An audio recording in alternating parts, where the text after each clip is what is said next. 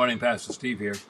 Hebrews 11, beginning with verse 36, says, "Still others had trials of mockings and scourgings, yes, and of chains and imprisonment.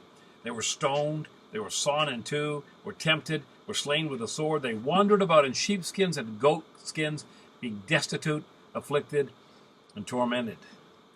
Now, folks, this verse doesn't square very well with the prosperity gospel people.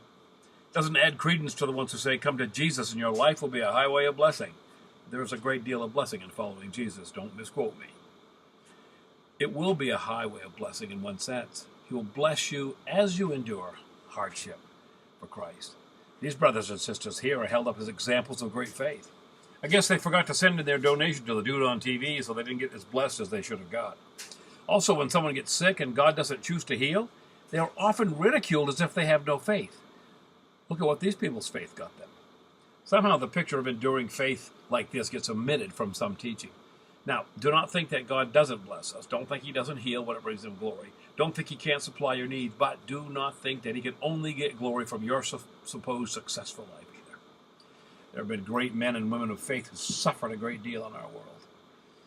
For this is thankworthy, if a man for conscience toward God endure grief, suffering wrongfully. In Peter said, "What glory is it if when you're buffeted for your faults, you take it patiently? But if you do well and suffer for it, this is acceptable with God.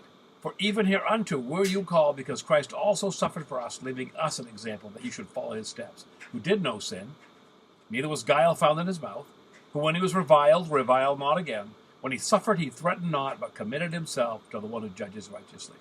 Again, Corrie ten Boom, one of those faithful ones. She suffered in a concentration camp and came out and was a great warrior for the king. But her sister Betsy, whom she said was a far better Christian than she, died in that awful place. Maybe your faith will not be tested like that. Maybe you'll be allowed to be worry and trouble-free. But when someone is sick or suffering or ill, don't be so arrogant as to question the reality of their faith. I have seen people of great faith told that they were sick because they have no faith. One of the greatest women of faith in our day, Joni Eareckson Tada, was told that God didn't heal her because she had no faith. And there was poor old Lazarus. That dude didn't have a lick of faith, but Jesus raised him anyway.